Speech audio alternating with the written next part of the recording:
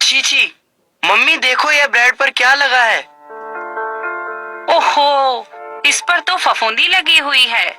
आप ब्रेड मत खाओ, दूध पी लो। आओ मैं दूध गर्म कर देती हूँ।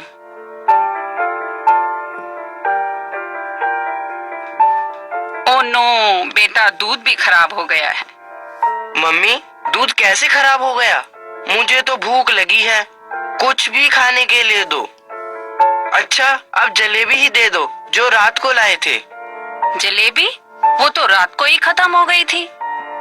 मम्मी, तो क्या हुआ? आप आज घर में ही जलेबी बना दो। बेटा, जलेबी ऐसे नहीं बन सकती, इसके लिए खमीर चाहिए। मम्मी, खमीर क्या होता है? प्रयास, क्या हो रहा है? दीदी, भूख लगी है, ब्रेड खराब हो गई है और दूध भी। मम्मी को कहा जलेबी बना दो, तो मम्मी कह रही हैं खमीर नहीं है। क्या खाऊं क्या खाऊं? ये बिस्कुट खा लो। दीदी, क्या आप बता सकती हो यह ब्रेड पर क्या लगा हुआ है? दीदी, दूध क्यों खराब हो जाता है? और मुझे खमीर के बारे में भी बताना। आओ, मैं समझाती हूँ।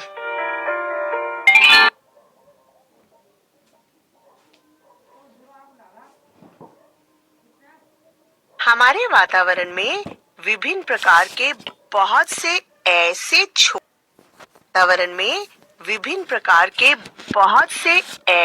छोटे छोटे जीव पाए जाते हैं जो नग्न आंखों से नहीं दिखाई देते। इन्हें सूक्ष्म जीव कहते हैं। इन्हें देखने के लिए हमें सूक्ष्मदर्शी यंत्र की आवश्यकता होती है। सूक्ष्म जीवों को 4 मुख्य भागों में बांटा गया है। जीवाणु यानी बैक्टीरिया, जैसे बैसिलस, स्पाइरलम, कोकाई, विब्रियो। दूसरा वर्ग है कवक यानी फंजाई, जैसे ईस्ट, पेनिसिलियम, एस्पेरजिलस, राइजोपस। तीसरा वर्ग है प्रोटोजोआ, जैसे यूग्लिना, अमीबा, पैरामीशियम, ट्रिप्नोसोमा। और फिर है शैवाल यानी एल्गी, जैसे क्लेमाइडोमोनास, यूलोथ्रिक्स, वॉल्वॉक्स और स्पाइरोगाइरा। इनके अतिरिक्त एक और वर्ग है विषाणु यानी वायरस, जैसे HIV, जीवाणु भोजी यानी bacteriophage, poliomyelitis, tobacco mosaic virus. कुछ सूक्ष्म जीव एक कोशिक होते हैं, जैसे जीवाणु। कुछ शैवाल, जैसे क्लेमाइडोमोनास, और प्रोटोजोआ, जैसे पैरामीशियम। इसके अतिरिक्त कुछ सूक्ष्म जीव बहुकोशिक होते हैं, जैसे शैवाल स्पाइरोगाइरा और कवक राइजोपस।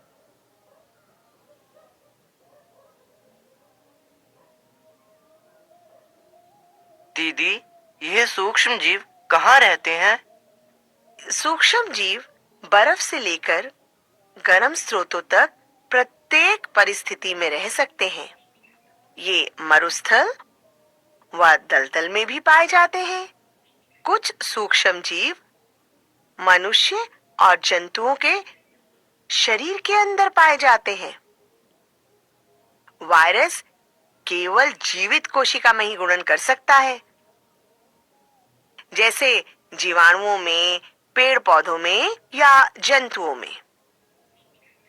अच्छा, अब ये ब्रेड पर लगी फफूंद, ये क्या है? यह भी सूक्ष्म जीव ही है जो ब्रेड को खाने योग्य नहीं रहने देती। इसी प्रकार दूध भी सूक्ष्म जीव के कारण ही खराब होता है। दीदी, क्या सूक्ष्म जीव हमारे लिए उपयोगी भी हैं? हाँ, सूक्ष्म जीव अनेक प्रकार से हमारे काम आते हैं। जैसे यह वातावरण को साफ रखते हैं। उदाहरण के लिए जीवाणु कार्बनिक अवशिष्ट जैसे सब्जियों के छिलके व विष्ठा का अपघटन करते हैं। तुम जानते हो कि मरे हुए जीवों को जीवाणु ही अपघटित करके इनके अवयवों को वातावरण में वापस पहुंचाते हैं। जीवाणुओं का उपयोग औषधि उत्पादन में भी किया जाता है। जीवाणु ही दूध को दही में बदल देते हैं। दूध का दही बनाना है, यह कैसे बनता है? दूध को हल्का गुनगुना गर्म करते हैं और फिर उसमें थोड़ा सा दही मिला देते हैं। दही में अनेक सूक्ष्म जीव पाए जाते हैं, जिनमें लैक्टोबैसिलस नामक जीवाणु प्रमुख है, जो दूध की शर्करा को अम्लीय पदार्थ में बदल देता है और दूध गाढ़ा होकर दही में बदल जाता है। जीवाणु पनीर, अचार आदि के बनाने में भी सहायक होता है। प्रयास, आपने देखा होगा जब मम्मी भटूरे बनाती हैं, तो मम्मी मैदा को बर्तन में लेती हैं और उसमें कुछ मात्रा में यीस्ट पाउडर मिलाकर उसे गूंथती हैं। जानते हो, यीस्ट भी एक सूक्ष्म जीव है। लगभग 2 घंटे में गुथी हुई मैदा फूल जाती है। वास्तव में इसमें यीस्ट तीव्रता से जनन करते हैं। यीस्ट श्वसन के दौरान कार्बन डाइऑक्साइड गैस उत्पादित करते हैं और इस गैस के बुलबुले खमीर वाले मैदा का आयतन भी बढ़ा देते हैं, यानी उसे फुला देते हैं। जलेबी बनाने में भी यीस्ट का प्रयोग इसीलिए किया जाता है जिससे वह हल्की और फूली हुई बने। इसी प्रकार से भटूरे, केक, पेस्ट्री आदि भी बनाई जाती हैं। दीदी, क्या सूक्ष्म जीवों को किसी और काम में भी लेते हैं? हाँ, सूक्ष्म जीवों का उपयोग अनेक अन्य कार्यों में भी किया जाता है। जैसे सूक्ष्म जीवों का वाणिज्यिक उपयोग। लुई पाश्चर ने चीनी से अल्कोहल का निर्माण किया और इस प्रक्रिया को किण्वन प्रक्रिया कहा गया। आओ हम करके देखें। एक बीकर में लगभग 300 से 400 मिलीलीटर पानी लेते हैं और उसमें 3 से 4 चम्मच चीनी घोलते हैं।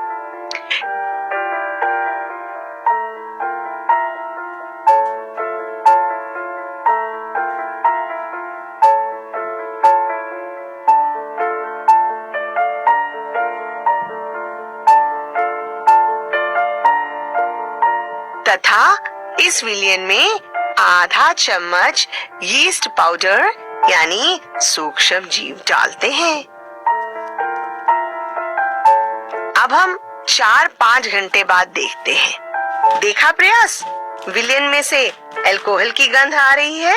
इसी प्रकार से एसिटिक एसिड का निर्माण किया जाता है। अब समझ में आया। और इस प्रकार जौ, गन्ने व फलों के रस में उपस्थित प्राकृतिक शर्करा का सूक्ष्म जीवों द्वारा अल्कोहल में बदलने की प्रक्रिया को किण्वन यानी फर्मेंटेशन कहते हैं। सूक्ष्म जीवों का औषधीय उपयोग।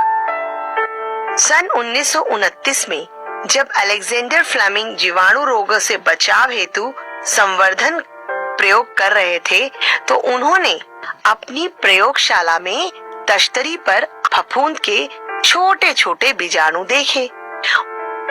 उन्होंने पाया संवर्धन की फफूंद जीवाणु की वृद्धि को रोकते हैं या उन्हें मार देते हैं। इस प्रकार हरे फफूंद से पेनिसिलिन नामक औषधि का निर्माण किया गया। इस प्रकार बनी औषधि प्रतिजैविक यानी एंटीबायोटिक कहलाती है। इस प्रकार अब अनेक प्रतिजैविक औषधियों का निर्माण हो रहा है, जैसे स्ट्रेप्टोमाइसिन, टेट्रासाइक्लिन, एथ्रोमाइसिन आदि। सूक्ष्म जीवों का एक अन्य प्रयोग है वैक्सीन यानी टीका बनाने में। प्रयास, आपने देखा होगा जब बच्चे छोटे होते हैं तो उन्हें कुछ टीके लगाए जाते हैं जो बीमारियों से उनकी रक्षा करते हैं। पोलियो से बच्चों को बचाने के लिए पोलियो ड्रॉप दी जाती है। जब पहली बार सूक्ष्म जीव हमारे शरीर में प्रवेश करते हैं तो हमारा शरीर उनसे लड़ने के लिए शरीर में प्रतिरक्षी उत्पन्न करता है। यह शरीर को याद भी रहता है। यदि वही सूक्ष्म जीव बाद में हमारे शरीर में प्रवेश करते हैं तो उनसे किस प्रकार लड़ा जाए, यह हमारा शरीर पहले से जानता है। यदि टीके द्वारा मृत या निष्क्रिय सूक्ष्म जीवों को स्वस्थ शरीर में प्रवेश कराया जाता है तो शरीर की कोशिकाएं उसी के अनुसार लड़ने के प्रतिरक्षी उत्पन्न करके रोगवाहक को शरीर में प्रवेश करते हैं तो उनसे किस प्रकार लड़ा जाए, यह हमारा शरीर पहले से जानता है। यदि टीके द्वारा मृत या निष्क्रिय सूक्ष्म जीवों को स्वस्थ शरीर में प्रवेश कराया जाता है तो शरीर की कोशिकाएं उसी के अनुसार लड़ने के प्रतिरक्षी उत्पन्न करके रोगवाहक को नष्ट कर देती है। हैजा, क्षय, चेचक तथा हेपेटाइटिस आदि रोगों से लड़ने के लिए इसी सिद्धांत पर बने टीकों का प्रयोग किया जाता है।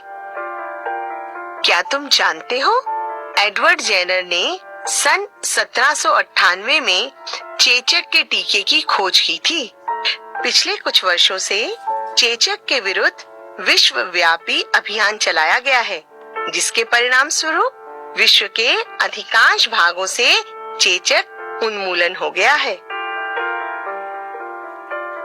सूक्ष्म जीवों का एक अन्य प्रयोग है भूमि की उर्वरता बढ़ाने में। पेड़ पौधे वायुमंडलीय नाइट्रोजन का सीधे उपयोग नहीं कर सकते। कुछ जीवाणु व नीले हरे शैवाल वायुमंडल की नाइट्रोजन का स्थिरीकरण करके मृदा की उर्वरता में वृद्धि कर देते हैं। पर्यावरण का शुद्धिकरण करने में प्रयास, आपने देखा होगा सड़कों पर कूड़ा डालने के लिए दो बड़े बड़े कूड़ेदान लगे होते हैं। उनमें से एक हरे रंग का होता है तो दूसरा नीले रंग का। कहा जाता है कि जैव निम्नकरणीय पदार्थ हरे रंग के कूड़ेदान में डालते हैं और जैव अनिम्नकरणीय पदार्थ नीले रंग के कूड़ेदान में। जानते हो जैव निम्नकरणीय और जैव अनिम्नकरणीय पदार्थ क्या होते हैं? चलो इसको समझने के लिए हमें क्रियाकलाप करते हैं। यह दो गमले लेते हैं, ए और बी। प्रत्येक गमले को मिट्टी से आधा भर लेते हैं। गमले ए में हरी पत्तियां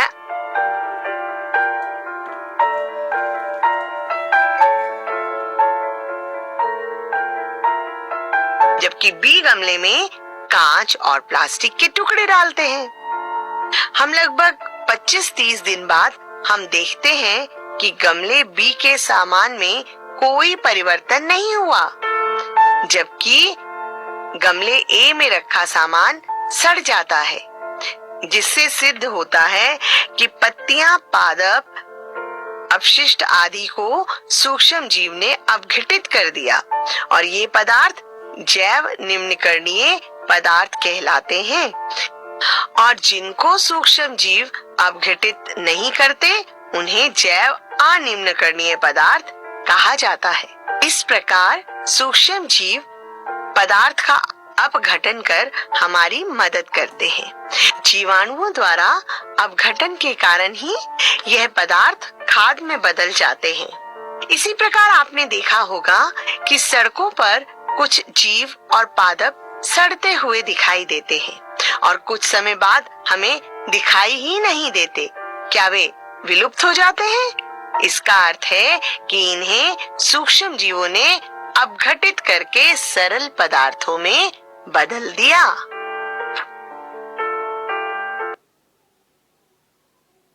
दीदी, सूक्ष्म जीव हमारे लिए लाभदायक है, यह बात तो मुझे समझ आ गई है, लेकिन क्या सूक्ष्म जीव हमारे लिए हानिकारक भी होते हैं? समझाओ तो जरा। आओ तुम्हें समझाती हूँ। कुछ सूक्ष्म जीव मनुष्य, जंतुओं और पौधों में रोग उत्पन्न करते हैं। इन्हें रोगाणु या रोगजनक कहते हैं। यह सूक्ष्म जीव हमारे शरीर में किस प्रकार प्रवेश करते हैं? मनुष्य में रोग कारक सूक्ष्म जीव। रोग उत्पन्न करने वाले सूक्ष्म जीव मनुष्य के शरीर में श्वास द्वारा, पानी एवं भोजन द्वारा प्रवेश करते हैं। कभी कभी संक्रमित व्यक्ति या जंतु के सीधे संपर्क में आने पर भी रोग का संचरण हो सकता है। जो रोग एक संक्रमित व्यक्ति या जीव से दूसरे स्वस्थ व्यक्ति में सूक्ष्म जीवों द्वारा फैलते हैं, उन्हें संचरणीय रोग कहते हैं, जैसे हैजा, सामान्य सर्दी जुकाम, क्षय रोग आदि। कुछ कीट व जंतु रोग फैलाने वाले सूक्ष्म जीवों को एक जीव से दूसरे जीव में लेकर जाते हैं। इन्हें रोगवाहक कहते हैं। जैसे घरेलू मक्खी कूड़े व जंतु अपशिष्ट पर बैठती है तो वहां पर अपने शरीर पर रोगाणु चिपका लेती है। फिर मक्खी खाने पीने की चीजों पर बैठती है तो रोगाणुओं का स्थानांतरण हो जाता है। इसका एक अन्य उदाहरण है मादा एनोफ्लीज, जो प्लाज्मोडियम का वाहक है। प्लाज्मोडियम जानते हो ना, मलेरिया के परजीवी। मादा एडीज मच्छर डेंगू के वायरस वाहक है। दीदी, इन रोगों से बचने का क्या कोई उपाय भी है?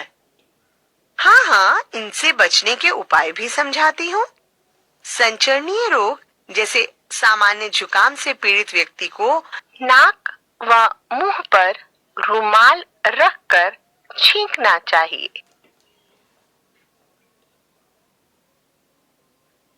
हैजा से बचने के लिए कभी भी बिना ढके भोजन को नहीं खाना चाहिए। डेंगू से बचने के लिए अपने घरों के आसपास पानी को नहीं रुकने देना चाहिए। कूलरों का पानी भी बदलते रहना चाहिए। क्या जंतुओं में भी रोग कारक जीवाणु पाए जाते हैं? प्रयास मनुष्यों के अलावा जीवाणु जंतुओं में भी कुछ रोग उत्पन्न करते हैं, जैसे एंथ्रेक्स। गाय में खुर व मुंह का रोग है। इसी प्रकार पौधों में भी जीवाणु रोग फैलाते हैं। सूक्ष्म जीवों द्वारा पौधों में होने वाले कुछ सामान्य रोग। पादप रोग है नींबू कैंकर। रोग कारक सूक्ष्म जीव है जीवाणु। इनका संचरण वायु द्वारा होता है। पादप रोग है गेहूं की रस्ट। संवाहक सूक्ष्म जीव है कवक और संचरण वायु एवं बीज द्वारा होता है। पादप रोग है भिंडी की पीठ। रोग कारक सूक्ष्म जीव है वायरस और संचरण होता है कीट के द्वारा। कभी कभी सूक्ष्म जीव भोजन में विषैले पदार्थ उत्पन्न कर देते हैं और यदि कोई इस भोजन को खा लेता है तो उसे वमन होने लगती है और इस भोजन के खाने से व्यक्ति की मृत्यु भी हो सकती है। दीदी, एक बात और याद आ गई। एक बार आप आम लाई थी जो 3-4 दिन में ही सड़ गए थे, परंतु हम जो आम का अचार खाते हैं वह तो बहुत दिनों तक भी खराब नहीं होता। अरे भाई, चलो इसे भी समझते हैं। खाद्य पदार्थों को अधिक दिनों तक रखने के लिए जो प्रक्रिया अपनाते हैं वह है खाद्य परिरक्षण यानी फूड प्रिजर्वेशन। और ये कई प्रकार से किया जाता है। जैसे सबसे पहले खाद्य पदार्थों को बचाने के लिए रासायनिक उपाय। अचार बनाने के लिए हम नमक व खाद्य तेल का प्रयोग करते हैं जो सूक्ष्म जीवों की वृद्धि को रोकता है। इन्हें परिरक्षक कहते हैं। सोडियम बेंजोएट, सोडियम मेटाबाइसल्फाइड आदि भी परिरक्षक का कार्य करते हैं। जैम और स्क्वैश बनाने में इन रसायनों का उपयोग किया जाता है। चीनी द्वारा परिरक्षण। चीनी के उपयोग से खाद्य पदार्थों की नमी में कमी आती है जो सूक्ष्म जीवों की वृद्धि को रोकती है। इस विधि द्वारा जैम, जेली आदि का निर्माण किया जाता है। तेल व सिरका का प्रयोग सब्जी, फल, मछली तथा मांस के परिरक्षण में किया जाता है। नमक का प्रयोग आंवला, आम, इमली, मांस और मछली के परिरक्षण में किया जाता है। प्रयास आपने देखा होगा कि मम्मी हमेशा दूध को गर्म करके रखती हैं। दूध को उबालने पर उसमें जो सूक्ष्म जीव होते हैं वे या तो नष्ट हो जाते हैं या उनकी वृद्धि रुक जाती है। हाँ प्रयास, आपने देखा होगा कि कई बार हम पाश्चरीकृत दूध को बिना उबाले ही प्रयोग कर लेते हैं। दूध को 70 अंश सेल्सियस पर 15 से 30 सेकंड तक गर्म किया जाता है, फिर एकाएक ठंडा कर उसका भंडारण कर लेते हैं। ऐसा करने से सूक्ष्म जीवों की वृद्धि रुक जाती है। इस प्रक्रिया को पाश्चरीकरण कहते हैं। अच्छा दीदी, मैंने एक दिन देखा कि बाजार में सब्जियां पैकेट में बंद करके रखी हुई थी। ऐसा क्यों किया जाता है? प्रयास, मेवे तथा सब्जियों को वायुरोधी पैकेटों में सील करके रखा जाता है, जिससे वह सूक्ष्म जीवों से सुरक्षित रहती हैं। दीदी, जब मैं पिछली बार गांव गया था तो मैंने चने का पौधा मिट्टी से उखाड़ा था। मैंने देखा कि उसकी जड़ें कहीं कहीं से फूली हुई हैं। ये जड़ें कैसे फूल गई? क्या यह भी सूक्ष्म जीवों के कारण था? प्रयास, दलहन के पौधों की जड़ों में राइजोबियम नामक सूक्ष्म जीव होते हैं। यह लेग्यूम पौधों जैसे सेम और मटर की मूल ग्रंथिकाओं में रहते हैं, जो नाइट्रोजन स्थिरीकरण में सहायक होते हैं।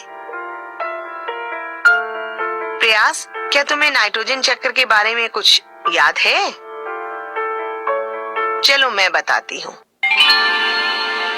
वायुमंडल में लगभग 78% नाइट्रोजन गैस होती है और जीव जंतु नाइट्रोजन गैस का सीधे उपयोग नहीं कर सकते।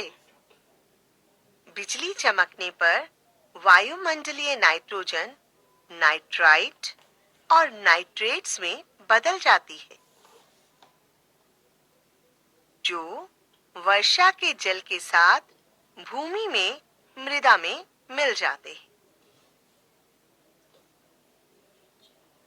दूसरी तरफ दलहन पौधों की जड़ों के नोड्यूल्स यानी गांठों में उपस्थित राइजोबियम जीवाणु नाइट्रोजन को अमोनिया में बदल देते हैं, जिसके जल में घुलनशील रूप का प्रयोग पौधों द्वारा किया जाता है। वह नीले हरे शैवाल भी वायुमंडलीय नाइट्रोजन को अमोनिया में बदल देते हैं, जिन्हें अन्य जीवाणु नाइट्रेट्स में बदलते हैं। नाइट्रोजन के इन यौगिकों का प्रयोग पौधों द्वारा किया जाता है और यह नाइट्रोजन प्रोटीन, क्लोरोफिल और न्यूक्लिक अम्ल और विटामिन में उपस्थित मुख्य तत्व है। पौधों पर निर्भर करने वाले जंतु उनसे प्रोटीन एवं नाइट्रोजनी यौगिक प्राप्त करते हैं। पौधों एवं जंतुओं की मृत्यु के बाद मिट्टी में उपस्थित जीवाणु एवं कवक नाइट्रोजनी अपशिष्ट को नाइट्रोजनी यौगिकों में बदल देते हैं, जो पौधों द्वारा उन्हें उपयोग कर लिए जाते हैं। और कई जीवाणु नाइट्रोजन यौगिकों को पुनः नाइट्रोजन में बदल देते हैं और वायुमंडल में वापस भेज देते हैं। तो है ना सूक्ष्म जीव हमारे लिए बहुत उपयोगी? हाँ, समझ गया दीदी। सूक्ष्म जीव हमारे लिए बहुत उपयोगी भी हैं और कुछ सूक्ष्म जीव हानिकारक भी। दीदी, मम्मी से बोलिए ना, अब तो यीस्ट का प्रयोग कर जलेबी बना दे, प्लीज दीदी। ओके, लेकिन इसमें वक्त लगेगा। चलो हम भी मम्मी की मदद करते हैं।